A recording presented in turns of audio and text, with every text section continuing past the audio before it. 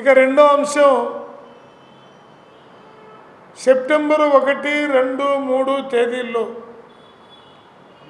దేశవ్యాప్తంగా నరేంద్ర మోడీ అధికారంలోకి వచ్చిన తర్వాత ఆకాశం ఎత్తున ఎదిగినటువంటి ధరల్ని అందుకోలేక కనీసం 2 పూట్ల తిండి కూడా తినటానికి ఇబ్బంది పడుతున్న దశలో సెప్టెంబరు 1 నుంచి 6వ తేదీ వరకు ప్రచారాందోళన కార్యక్రమంతో పాటు చివరి రోజు 6వ తేదీన కలెక్టర్ కార్యాలయం వద్ద భారీ ధర్నా కార్యక్రమాన్ని నిర్వహించబోతూ ఉన్నాం.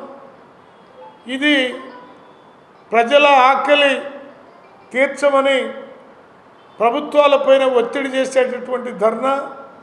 ఇది పెట్రోల్, డీజిల్, వంట గ్యాస్ ధరలు విపరీతంగా పెంచుతున్నటువంటి ఈ ప్రభుత్వాల యొక్క తీరుకు నిరసనగా జరిగే ధర్నా.